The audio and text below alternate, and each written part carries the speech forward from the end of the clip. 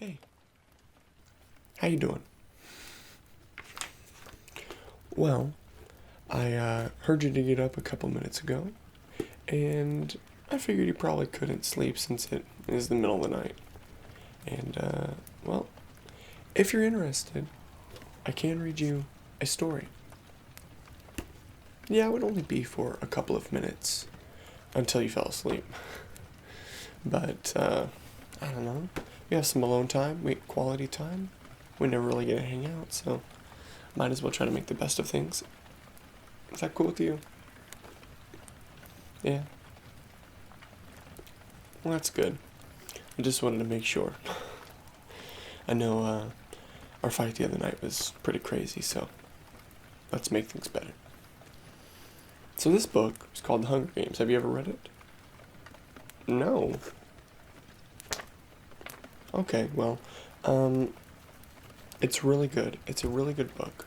I think you'd enjoy it. It's more of like a dystopian future, but the main character is pretty well rounded out.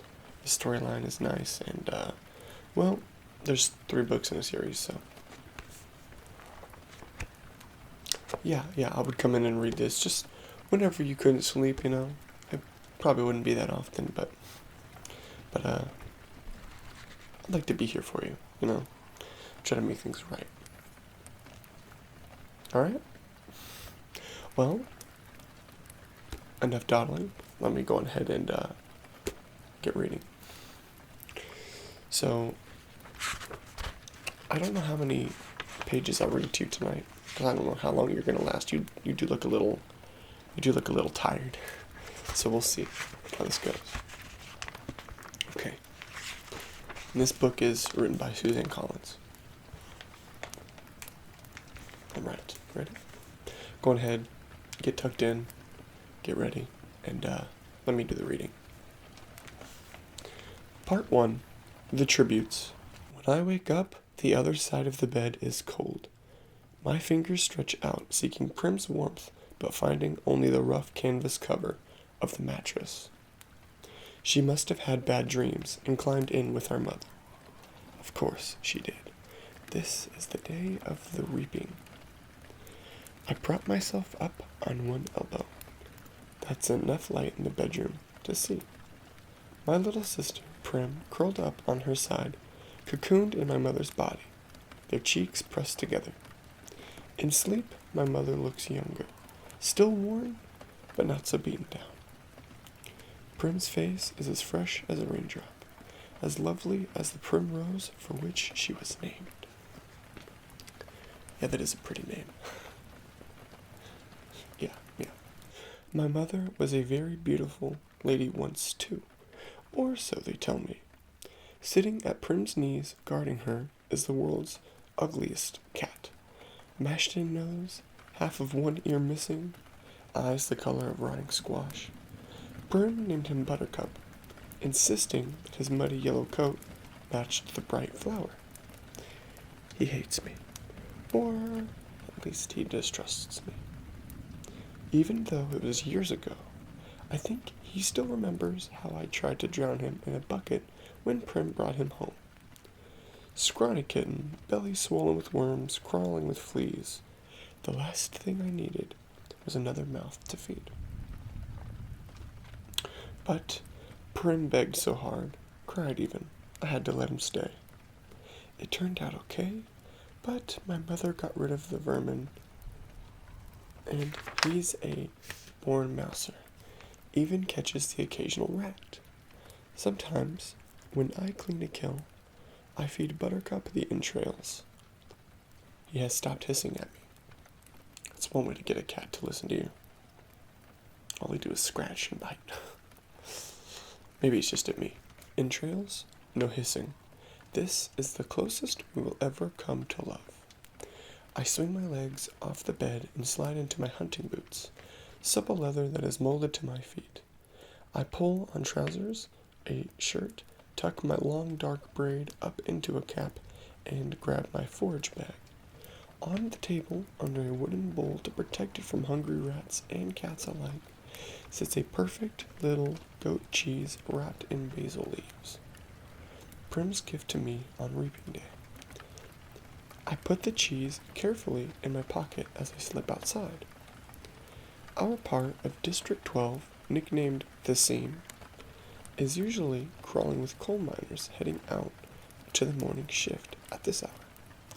Men and women with hunched shoulders, swollen knuckles, many who have long since stopped trying to scrub the coal dust out of their broken nails, the lines of their sunken faces. But today, the black cinder streets are empty. Shutters on the squat gray houses are closed. The reaping isn't until 2. May as well sleep in if you can. Our house is almost at the edge of the seam. I only have to pass a few gates to reach the scruffy field called the meadow. Separating the meadow from the woods, in fact enclosing all of District 12, is a high chain-link fence topped with barbed wire loops. In theory, it's supposed to be electrified 24 hours a day, as a deterrent to the predators that live in the woods. Packs of wild dogs, lone cougars, bears, oh my, that used to threaten our streets. But since we're lucky to get 2 or 3 hours of electricity in the evenings, it's usually safe to touch. Even so, I always take a moment to listen carefully for the hum that means the fence is live. Right now, it's silent as a stone. Concealed by a clump of bushes, I flatten out on my belly and slide under a 2-foot stretch that's been loose for years. There are several other weak spots in the fence, but this one is so close to home, I almost always enter the woods here. As soon as I'm in the trees, I retrieve a bow and sheath of arrows from a hollow log. Electrified or not, the fence has been successful at keeping the flesh eaters out of District 12. Make it seem like the zombie apocalypse. Dear God. Not ready for that quite yet.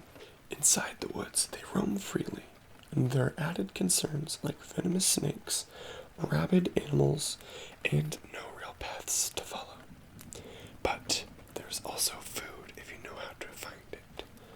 My father knew, and he taught me some before he was blown to bits in a mine explosion. There was nothing even to bury. I was 11 then. 5 years later, I still wake up screaming for him to run. Even though trespassing in the woods is illegal, and poaching carries the severest of penalties, most people would risk it if they had weapons, but most are not bold enough to venture out with just a knife. My bow is a rarity, crafted by my father, along with a few others that I will keep well hidden in the woods. Carefully wrapped in waterproof covers, my father could have made good money selling them, but if the officials found out, he would have been publicly executed for inciting a rebellion. Wow. That's a little intense. Most of the peacekeepers turn a blind eye to the few of us who hunt, because they are as hungry for fresh meat as anybody is. In fact, they're among our best customers. But the idea that someone might be arming the seam would never have been allowed.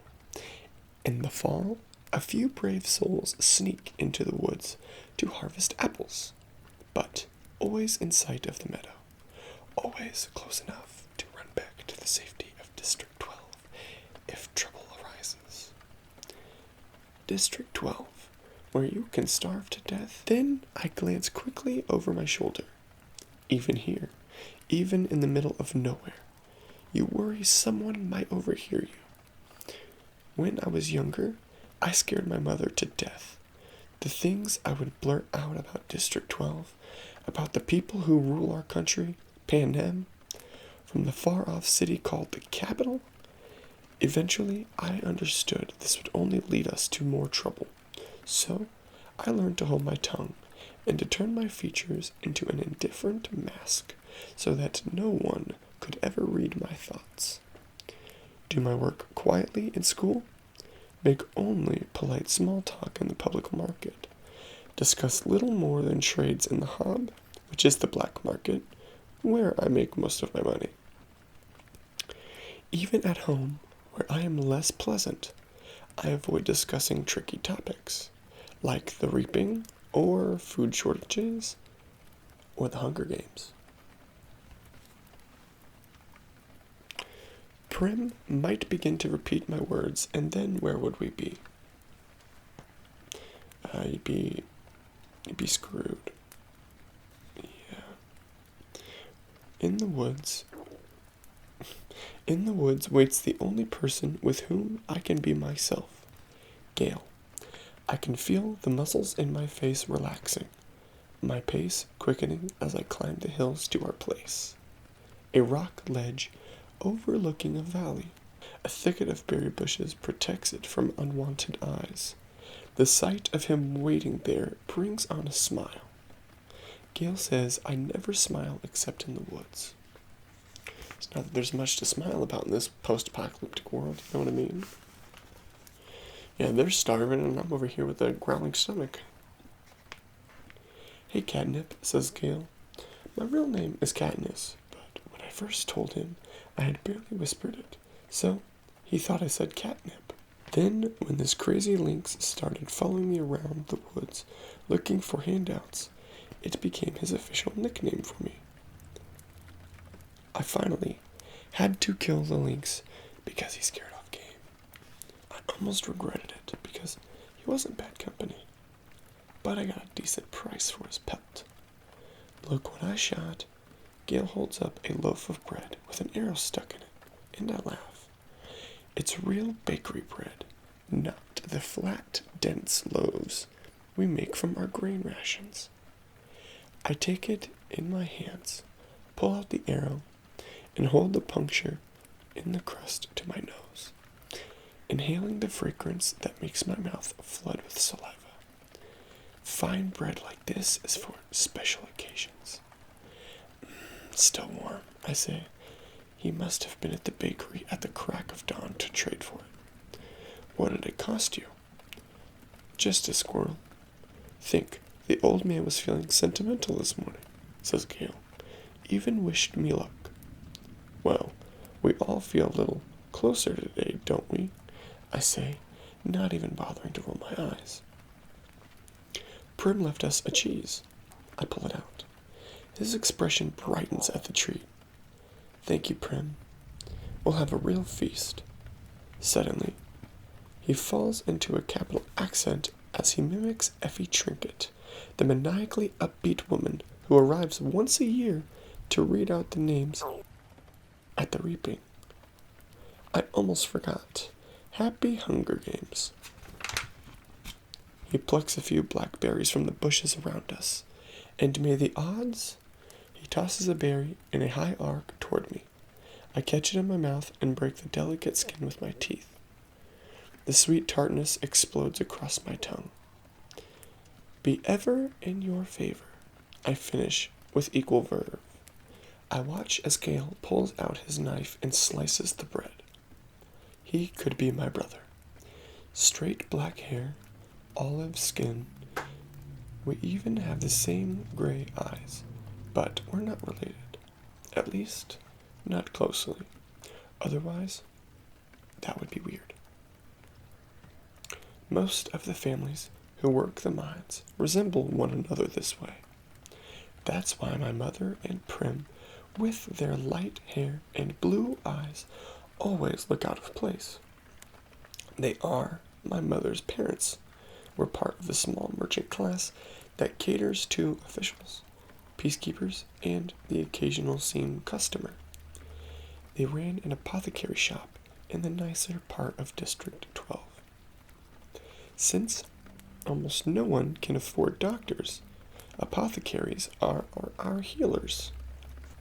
My father got to know my mother because on his hunts he would sometimes collect medicinal herbs and sell them to her shop to be brewed into remedies.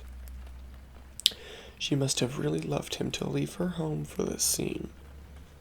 I try to remember that when all I can see is the woman who sat by, blank and unreachable, while her children turned to skin and bones. I try to forgive her for my father's sake, but, to be honest, I'm not the forgiving type. Gail spreads the bread slices with the soft goat cheese, carefully placing a basil leaf on each while I strip the bushes of their berries. We settle back in a nook in the rocks. From this place, we are invisible, but have a clear view of the valley, which is teeming with summer life. Greens to gather, roots to dig, fish iridescent in the sunlight. The day is glorious with a blue sky and soft breeze. The food's wonderful with the cheese seeping into the warm bread and the berries bursting in our mouths. Everything would be perfect if this really was a holiday.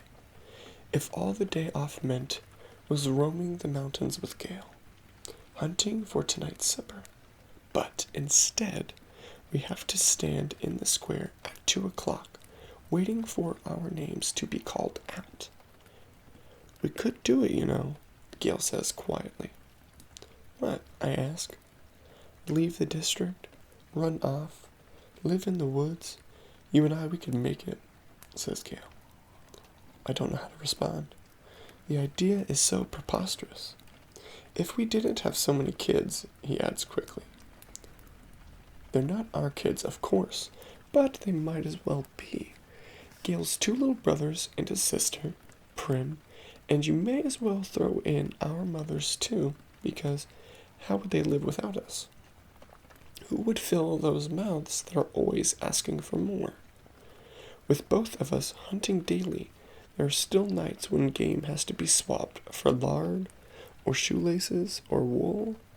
Still nights when we go to bed with our stomachs growling. Kind of like my stomach is now.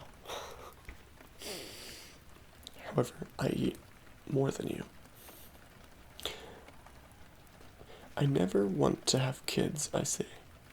I might, if I didn't live here, says Gail. Forget it, he snaps back. The conversation feels all wrong.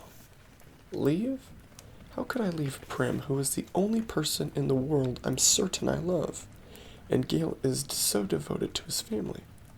We can't leave, so why bother talking about it? And even if we did, where did all this stuff about having kids come from? There's never been anything romantic between Gail and I. When we met, I was a skinny 12-year-old, and although he was only 2 years older, he already looked like a man. It took a long time for us to even become friends, to stop haggling over every trade and begin helping each other out.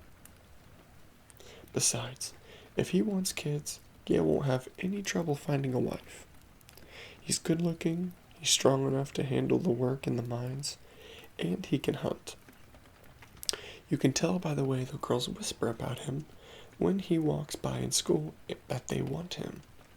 It makes me jealous, me too, but not for the reason people would think. Good hunting partners are hard to find.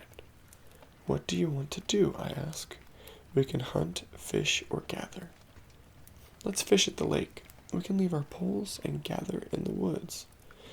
Get something nice for tonight, he says. Tonight, after the reaping, everyone is supposed to celebrate, and a lot of people do. Out of relief that their children have been spared for another year. But at least 2 families will pull their shutters, lock their doors, and try to figure out how they will survive the painful weeks to come. We make out well. The predators ignore us on a day when easier, tastier prey abounds. By late morning, we have a dozen fish, a bag of greens, and best of all, a gallon of strawberries. I found the patch a few years ago, but Gail had the idea to string mesh nets around it to keep out the animals. On the way home, we swing by the Hob, a black market that operates in an abandoned warehouse that once transported the coal directly from the mines to the trains. The Hob gradually took over the space. Most businesses are closed by this time on reaping day, but the black market's still fairly busy. We easily trade 6 of the fish for good bread, and other 2 for salt. Greasy say, the bony old woman who sells bowls of hot soup from a large kettle, takes half the greens off our hands in exchange for a couple chunks of paraffin. We might do a tad better elsewhere, but we make an effort to keep on good terms with Gracie Say. She's the only one who can consistently be counted on to buy a wild dog. We don't hunt them on purpose, but if you are attacked and you take out a dog or 2, well, meat is meat. Once it's in the soup, I'll call it beef. Greasy Say says with a wink, no one in the seam would turn up their nose at a good leg of wild dog, but the peacekeepers who come to the hob can afford to be a little choosier. When we finish our business at the market, we go to the back door of the mayor's house to sell half the strawberries, knowing he has a particular fondness for them and can afford our prices. The mayor's daughter, Madge, opens the door. She's in my year at school. Being the mayor's daughter, you'd expect her to be a snob, but she's alright. She just keeps to herself. Like me, since neither of us really has a good group of friends, we seem to end up together a lot at school. Eating lunch, sitting next to each other at assemblies, partnering for sports and activities. We rarely talk, which suits us both just fine. Today, her drab school outfit has been replaced by an expensive white dress, and her blonde hair is done up with a pink ribbon. Reaping clothes. Pretty dress, says Gail. Madge shoots him a look, trying to see if he's genuine or if he's just being ironic. It is a pretty dress, but she would never be wearing it ordinarily. She presses her lips together and then smiles. Well, if I end up going to the Capitol, I want to look nice, don't I? Now it's Gail's turn to be confused. Does she mean it? Or is she messing with him? I'm guessing the second. You won't be going to the Capitol, Gail says coolly. His eyes land on a small circular pin that adorns her dress. Real gold, beautifully crafted. It could keep a family in bread for months. What can you have? 5 entries? I had 6 when I was just 12 years old. That's not her fault, I say. No, it's no one's fault. Just the way it is, says Gail. Madge's face has become closed off. She puts the money for the berries in my hand. Good luck, Katniss. You too, I say, and the door closes. Are you enjoying it so far? Yes? Alright. We have a couple more pages to go here for chapter 1. And if we get some time, maybe I'll read through chapter 2. I think it's pretty short. Oh yeah, it's fairly short. Alright, let's continue. We walk toward the seam in silence. I don't like that Gale took a dig at Madge, but he's right, of course. The reaping system is unfair, with the poor getting the worst of it. You become eligible for the reaping the day you turn 12. That year, your name is entered once. Didn't Gale just say he had 12 entries? I had 6 when I was just 12. Jesus Christ. That year, your name is entered once. At 13, twice. And so on until you reach the age of 18, the final year of eligibility, when your name goes into the pool 7 times. That's true for every citizen in all of the 12 districts in the entire country of Pan Am. But here's the catch. Say you are poor and starving, as we were. You can opt to add your name more times in exchange for tesserae, however you say it, it's an interesting word. Each tessera is worth a meager year's supply of grain and oil for one person. You may do this for each of your family members as well. So, at the age of 12, I had my name entered 4 times. Once because I had to, and 3 times for tesserae, for grain, and oil for myself, Prim, and my mother. In fact, every year I have needed to do this, and the entries are cumulative. So now, at the age of 16, my name will be in the reaping 20 times. Gail, who is 18 and has been either helping or single-handedly feeding a family of 5 for 7 years, will have his name in 42 times. You can see why someone like Madge, who has never been at risk of needing a tessera, can set him off. The chance of her name being drawn is very slim compared to those of us who live in the seam. Not impossible, but slim. And even though the rules were set up by the capital, not the districts, certainly not Madge's family, it's hard not to resent those who don't have to sign up for tessera. Gale knows his anger at Madge is misdirected. On other days, deep in the woods, I've listened to him rant about how the tessera are just another tool to cause misery in our district. A way to plant hatred between the starving workers of the seam and those who can generally count on supper. And hereby ensure we will never trust one another. It's to the capital's advantage to have us divided among ourselves, he might say if there were no ears to hear but mine. If it wasn't reaping day, if a girl with a gold pin and no tesserae had not made what I'm sure she thought was a harmless comment. As we walk, I glance over at Gale's face, still smoldering underneath his stony expression. His rages seem pointless to me, although I never say so. It's not that I don't agree with him, I do. But what good is yelling about the capital in the middle of the woods? It doesn't change anything. It doesn't make things fair. It doesn't fill our stomachs. In fact, it only scares off the nearby game. I let him yell, though. Better he does it in the woods than in the district.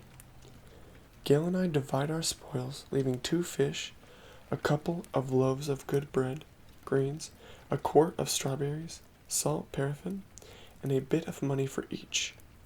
See you in the square, I say. Wear something pretty, he says flatly.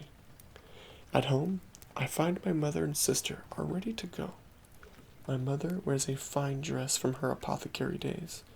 Prim is in my first reaping outfit, a skirt and ruffled blouse. It's a bit big on her, but my mother has made it stay with pins. To my surprise, my mother has laid out one of her own lovely dresses for me. A soft blue thing with matching shoes.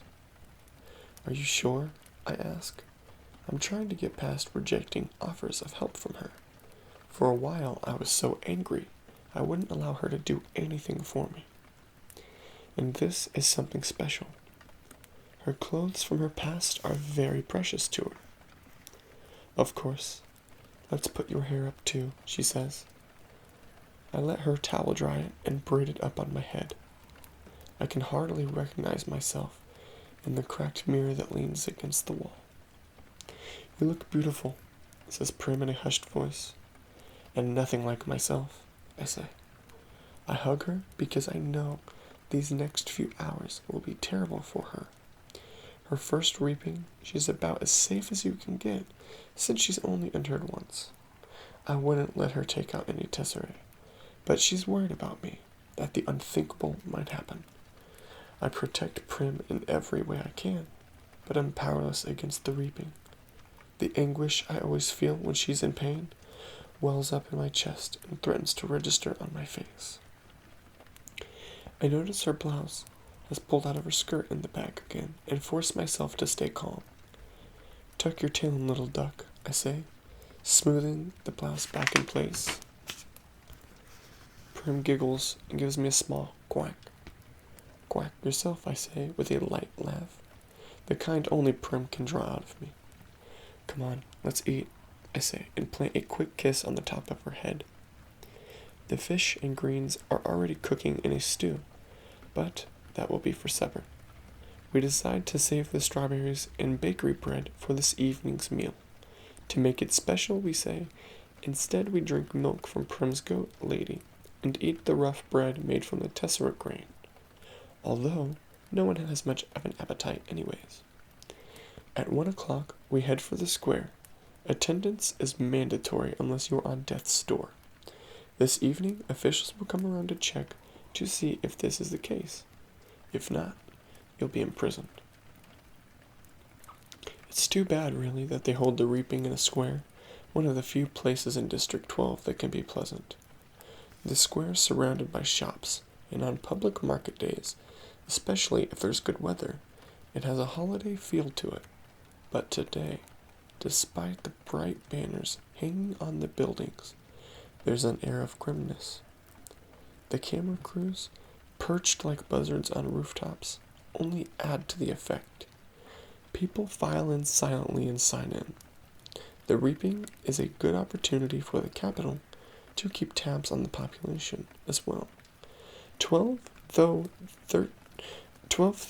18-year-olds are herded into roped areas marked off by ages. The oldest in the front, the young ones like Prim, toward the back. Family members line up around the perimeter, holding tightly to one another's hands. But there are others, too, who have no one they love at stake, or who no longer care, who slip among the crowd, taking bets on the 2 kids whose names will be drawn. Odds are given on their ages, whether they're seam or merchant, if they will break down and weep.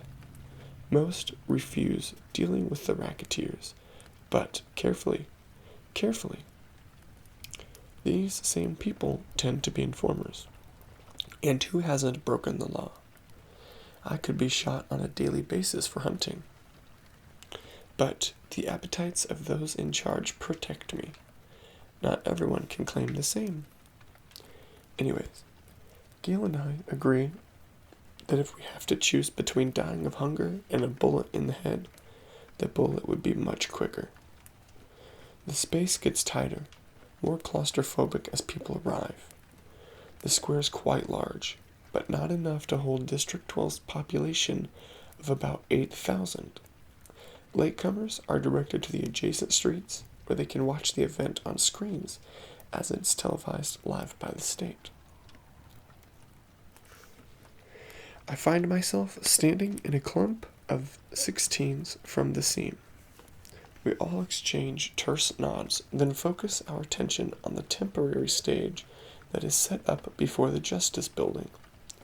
It holds 3 chairs, a podium, and 2 large glass balls, one for the boys and one for the girls. I stare at the paper slips in the girls' ball. 20 of them have Katniss Everdeen written on them in careful handwriting. 2 of the 3 chairs fill with Madge's father, Mayor Undersea, who's tall, a balding man, and Effie Trinket, District 12's escort, fresh from the capital, with her scary white grin, pinkish hair, and spring green suit. They murmur to each other and then look with concern at the empty seat. Just as the town clock strikes 2, the mayor steps onto the podium and begins to read. It's the same story every year. He tells about the history of Panem, a country that rose up out of the ashes of a place that was once called North America. He lists the disasters, the droughts, the storms, the fires, the encroaching seas that swallowed up much of the land, the brutal war for what little sustenance remained.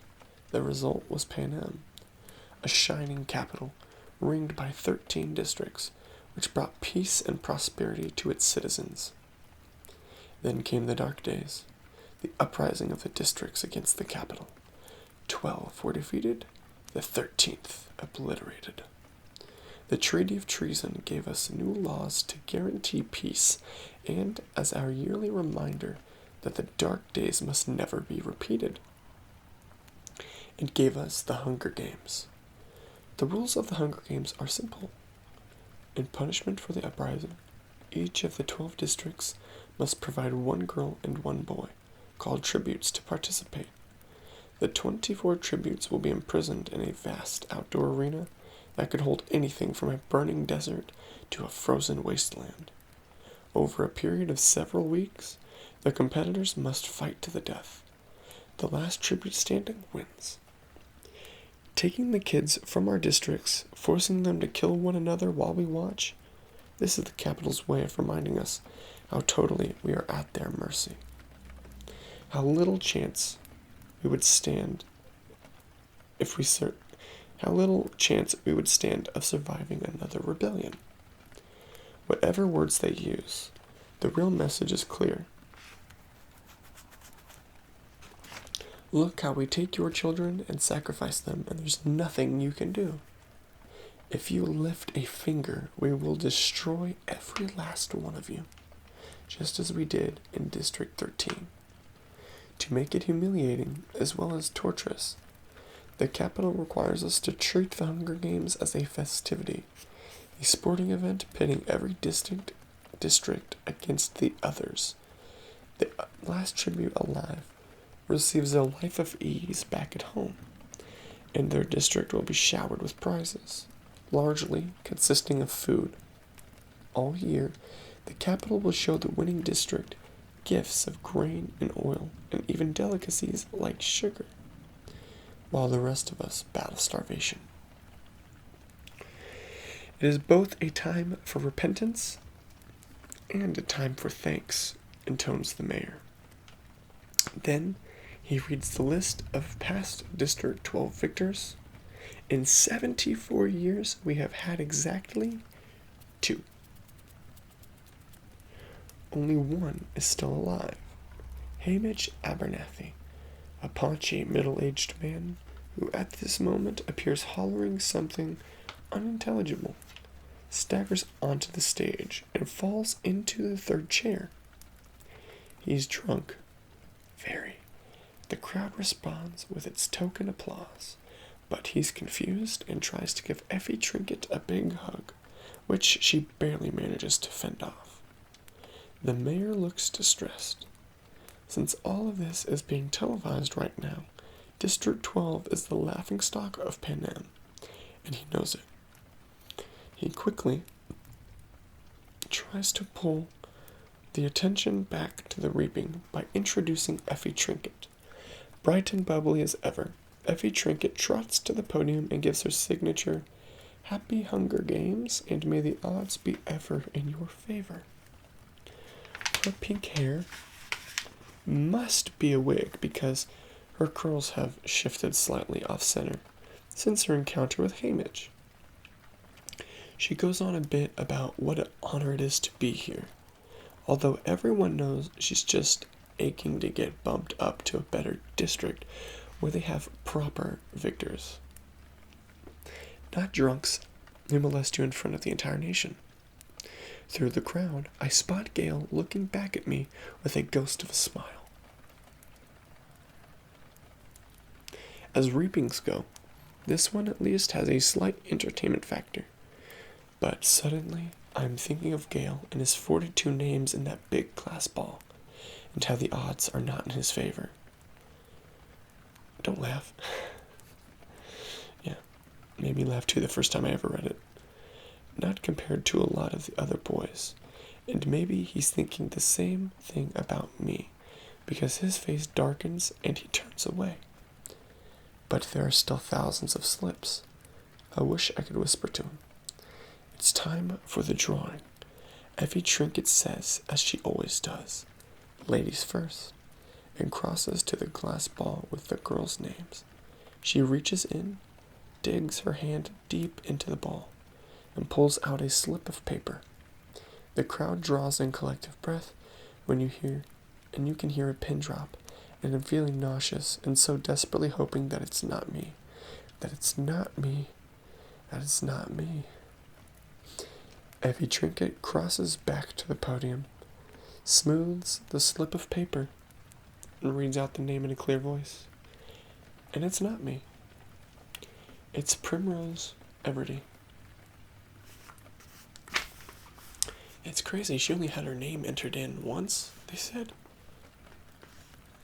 The odds were not in her favor. Alright, are you ready for chapter 2? Yes? Alright, let's continue. One time, when I was in a blind in a tree, waiting motionless for game to wander by, I dozed off and fell 10 feet to the ground, landing on my back. It was as if the impact had knocked every wisp of air from my lungs, and I lay there struggling to inhale, to exhale, to do anything. That's how I feel now, trying to remember how to breathe, unable to speak, totally stunned as the name bounces around the inside of my skull. Someone is gripping my arm, a boy from the seam, and I think maybe I started to fall and he caught me. There must have been some mistake. This can't be happening. Prim was only one slip of paper in thousands. Her chances of being chosen so remote that I'd not even bothered to worry about her. Hadn't I done everything? Taken the tesserae? Refused to let her do the same? One slip in thousands. The odds had been entirely in her favor, but it hadn't mattered. Somewhere far away, I can hear the crowd murmuring unhappily, as they always do when a 12-year-old girl gets chosen, because no one thinks this is fair. And then I see her, the blood drained from her face, hands clenched in fists at her sides, walking with stiff, small steps up toward the stage, passing me, and I see the back of her blouse that has become untucked and hangs out over her skirt. It's this detail, the untucked blouse forming a ducktail, that brings me back to myself. Prim! The strangled cry comes out of my throat, and my muscles begin to move again. Prim! I don't need to shove through the crowd. The other kids make way immediately, allowing me a straight path to the stage. I reach her just as she is about to mount the steps. With one sweep of my arm, I push her behind me. I volunteer, I gasp. I volunteer as tribute. There's some confusion on the stage. District 12 hasn't had a volunteer in decades, and the protocol has become rusty. The rule is that once a tribute's name has been pulled from the ball, another eligible boy, if a boy's name has been read, or a girl, if a girl's name has been read, can step forward to take his or her place. In some districts, in which winning the reaping is such a great honor, people are eager to risk their lives. The volunteering is complicated, but in District 12, where the word tribute is pretty much synonymous with the word corpse, volunteers are all but extinct. Lovely, says Effie Trinket, but I believe there's a small matter of introducing the reaping winner and then asking for volunteers. And if one does come forth, then She trails off, unsure herself. What does it matter, says the mayor. He's looking at me with a pained expression on his face. He doesn't know me really, but there's a faint recognition there. He knows he's not going to get any strawberries for a while unless Gail gives them to him. I'm the girl who brings the strawberries. Exactly what I was saying. The girl his daughter might have spoken of on occasion. The girl who 5 years ago stood huddled with her mother and sister as he presented her, the oldest child, with a medal of valor. A medal for her father, vaporized in the mines. Does he remember that? What does it matter? He repeats gruffly. Let her come forward. Prim is screaming hysterically behind me. She's wrapped her skinny arms around me like a vice. No, Katniss, no, you can't go. Prim, let go, I say harshly, because this is upsetting me and I don't want to cry.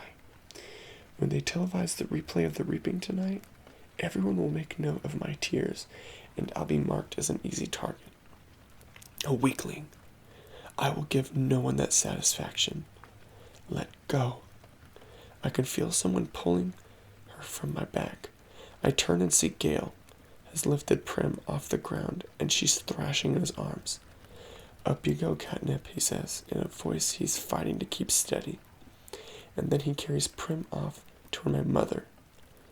I steel myself and climb the steps.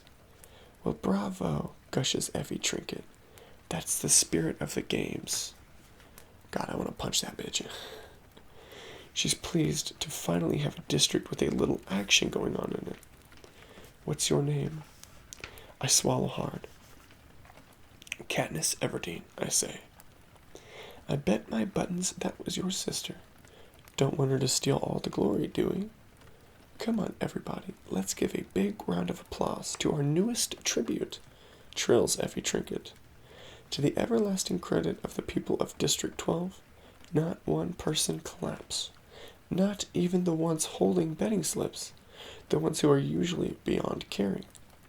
Possibly because they know me from the Hob, or knew my father, or have encountered Prim, who no one can help loving. So instead of acknowledging applause, I stand there unmoving while they take part in the boldest form of dissent they can manage.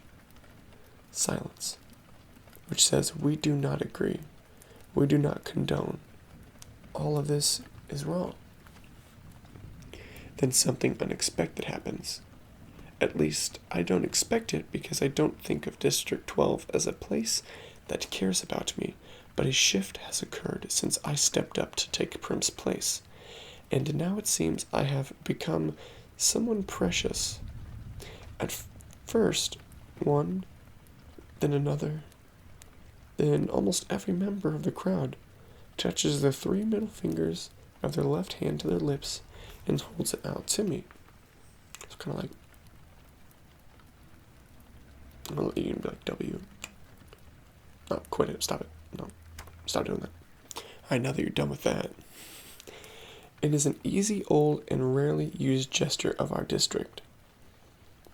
Occasionally seen at funerals. It means thanks. It means admiration. It means goodbye to someone you love. Now I am truly in danger of crying, but fortunately, Haymitch chooses this time to come staggering across the stage to congratulate me. "Look at her, look at this one," he hollers, throwing an arm around my shoulders. He's surprisingly strong for such a wreck. "I like her." His breath reeks of liquor, and it's been a long time since he's bathed. Lots of... He can't think of the word for a while. "Spunk," he says triumphantly. "More than you." He releases me and starts for the front of the stage. "More than you," he shouts, directly pointing into a camera. Is he addressing the audience, or is he so drunk he might actually be taunting the Capitol? I'll never know, because just as he's opening his mouth to continue, Haymitch plummets off the stage and knocks himself unconscious. Not a great spokesman for the side of humanity, if you ask me. Okay, got about 4 more pages here. He's disgusting, but I'm grateful. With every camera gleefully trained on him, I have just enough time to release the small choked sound in my throat and compose myself. I put my hands behind my back and stare into the distance. I can see the hills I climbed this morning with Gale. For a moment, I yearn for something. The idea of us leaving the district, making our way in the woods. But I know I was right about not running off, because who else would have volunteered for Prim? Haymitch is whisked away on a stretcher, and Effie Trinket is trying to get the ball rolling again. "What an exciting day," she warbles as she attempts to straighten her wig, which is listed severely to the right. But more excitement to come. It's time to choose our boy tribute, clearly hoping to contain her tenuous hair situation. She plants one hand on her head as she crosses to the ball that contains the boys' names and grabs the first slip of encounters. She zips back to the podium, and I don't even have time to wish for Gale's safety when she reads the name. Peeta Mellark. Peeta Mellark. Oh no, I think. Not him. because I recognize this name, although I have never spoken directly to its owner, Peter Malark. No, the odds are not in my favor today. I watch him as he makes his way toward the stage. Medium height, stocky build, ashy blonde hair that falls in waves over his forehead. The shock of the moment is registering on his face. You can see his struggle to remain emotionless. But his blue eyes show the alarm I've seen so often in Prey. Yet, he climbs steadily onto the stage and takes his place. Effie Trinket asks for volunteers, but no one steps forward. He has 2 older brothers, I know. I've seen them in the bakery, but one is probably too old now to volunteer, and the other won't. This is standard. Family devotion only goes so far for most people on reaping day. What I did was the radical thing. The mayor begins to read the long, dull treaty of treason as he does every year at this point. It's required, but I'm not listening to a word. Why him, I think? And I've tried to convince myself it doesn't matter. Peter Malark and I are not friends, not even neighbors. We don't even speak. Our only real interaction happened years ago. He's probably forgotten it, and I haven't, and I know I never will. It was during the worst time. My father had been killed in the mine accident 3 months earlier in the bitterest January anyone could remember. The numbness of his loss had passed, and the pain would hit me out of nowhere, doubling me over, racking my body with sobs. Where are you? I would cry out in my mind. Where have you gone? Of course there was never any answer. The district had given us a small amount of money as compensation for his death, enough to cover 1 month of grieving, at which time my mother would be expected to get a job. Only she didn't. She didn't do anything but sit propped up in a chair, or more often, huddled under the blankets on her bed, eyes fixed on some point in the distance. Once in a while, she'd stir, get up, as if moved by some urgent purpose, only to then collapse back into stillness. No amount of pleading from Prim seemed to affect her. I was terrified. I supposed now that my mother was locked in some dark world of sadness, but at the time all I knew was that I had lost not only a father, but a mother as well. At 11 years old, with Prim just 7, I took over as head of the family. There was no choice. I bought our food at the market and cooked it as best I could, and tried to keep Prim and myself looking presentable. Because if it had become known that my mother could no longer care for us, the district would have taken us away from her and placed us in the community home. I'd grown up seeing those home kids at school, the sadness, the marks of angry hands on their faces, the hopelessness that curled into their shoulders. I could never let that happen to Prim. Sweet, tiny Prim, who cried when I cried, before she even knew the reason, who brushed and plaited my mother's hair before we left for school, who still polished my father's shaving mirror each night because he'd hated the layer of coal dust that settled on everything in the seam. The community home would crush her like a bug. So I kept our predicament a secret. But the money ran out, and we were slowly starving to death. There's no other way to put it. I kept telling myself if I could only hold out until May, just May 8th, I would turn 12 and be able to sign up for the tesserae and get that precious grain and oil to feed us. Only there were still several weeks to go. We could well be dead by then. Starvation's not an uncommon fate in District 12. Who hasn't seen the victims? Older people who can't work, children from a family with too many to feed, those injured in the mines, straggling through the streets, and one day you come upon them sitting motionless against a wall or lying in the meadow. You hear the wails from a house, and the peacekeepers are called in to retrieve the body. Starvation is never the cause of death. Officially, it's always the flu or exposure or pneumonia, but that fools no one. On the afternoon of my encounter with Peter Malark, the rain was falling in relentless, icy sheets. I had been in town trying to trade some threadbare old baby clothes of Prim's in the public market, but there were no takers. Although I had been in the hub on several occasions with my father, I was too frightened to venture into that rough, gritty place alone. The rain had soaked through my father's hunting jacket, leaving me chilled to the bone. For 3 days, we'd had nothing but boiled water with some old, dried mint leaves I'd found in the back of a cupboard. By the time the market closed, I was shaking so hard I dropped my bundle of baby clothes in a mud puddle. I didn't pick it up, for fear I would keel over and be unable to regain my feet. Besides, no one wanted those clothes. I couldn't go home because at home was my mother with her dead eyes and my little sister with her hollow cheeks and cracked lips. I couldn't walk into that room with the smoky fire and the damp branches I had scavenged at the edge of the woods after the coal had run out, my hands empty of any hope.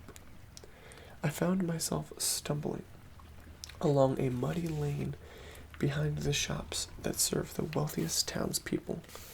The merchants live above their businesses, so I was essentially in their backyards. I remember the outlines of garden beds. All forms of stealing are forbidden in District 12, punishable by death, but it crossed my mind that there might be something in the trash bins, and those were fair game. Perhaps a bone at the butcher's, or perhaps a bone at the butcher's, or rotted vegetables at the grocer's, something no one but my family was desperate enough to eat. Unfortunately, the bins had just been emptied. When I passed the baker's, the smell of fresh bread was so overwhelming I felt dizzy.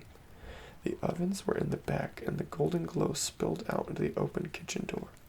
I stood memorized by the heat and the luscious scent until the rain interfered. Suddenly a voice was screaming at me, and I looked up to see the baker's wife telling me to move on, and did I want her to call the peacekeepers, and how sick she was of having those brats from the steam pawing through her trash.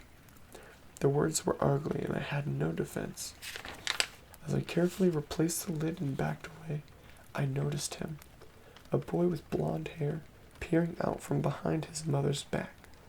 I'd seen him at school. He was in my year, but I didn't know his name. He stuck with the town kids, so how would I? His mother went back into the bakery, grumbling, but he must have been watching me as I made my way behind the pen that held their pigs and leaned against the far side of an old apple tree. The realization that I'd have nothing to take home had finally sunk in.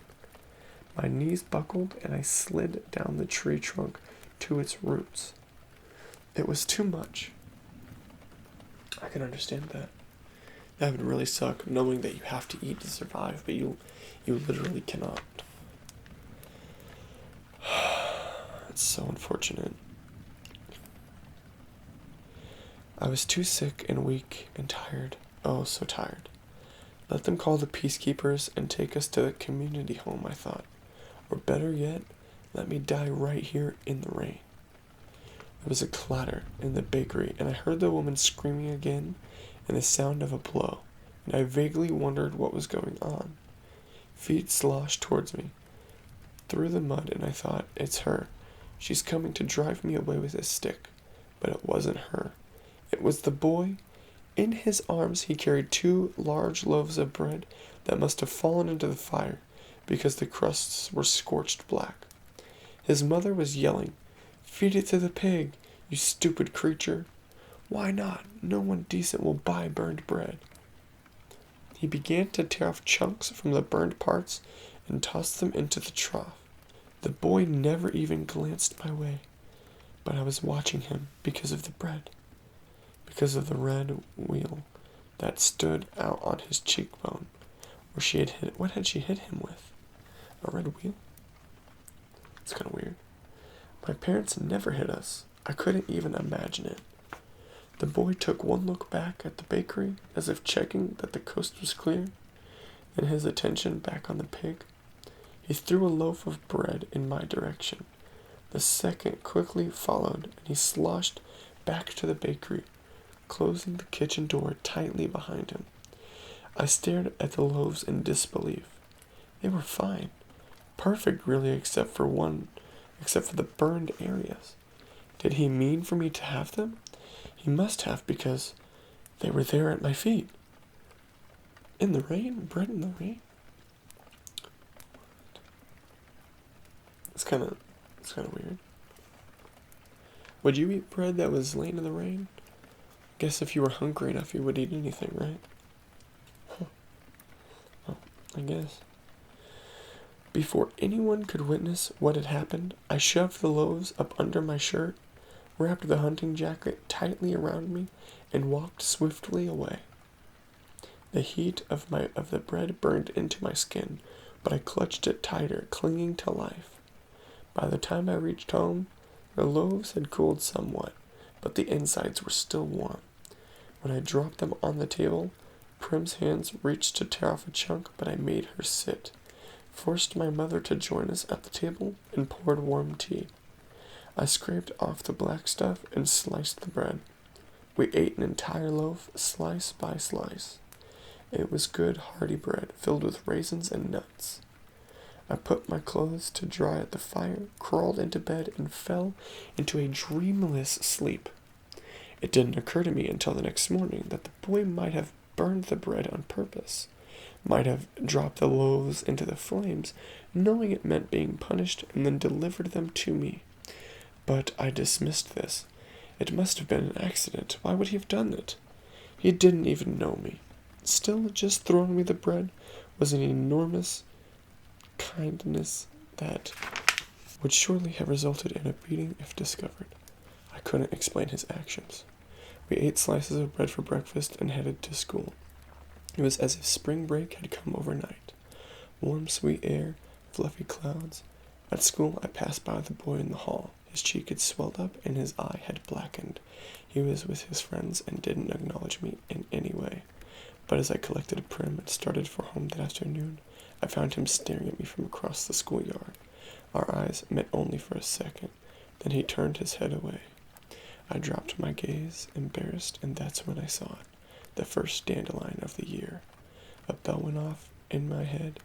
I thought of the hours spent in the woods with my father, and I knew how we were going to survive. To this day, I can never shake the connection between this boy, Peter Millark, and the bread that gave me hope, and the dandelion that reminded me that I was not doomed. And more than once, I have turned it into the school alleyway and caught his eyes trained on me, only to quickly flit away. I feel like I owe him something, and I hate owing people. Maybe if I had thanked him at some point, I'd be feeling less conflict now. I thought about it a couple of times, but the opportunity never seemed to present itself, and now it never will, because we're going to be thrown into an arena to fight to the death. Exactly how am I supposed to work in a thank you in there? Somehow it just won't seem sincere if I'm trying to slit his throat. The mayor finishes the dreary treaty of treason and motions for Peter and me to shake hands. His hands are solid and warm as those loaves of bread.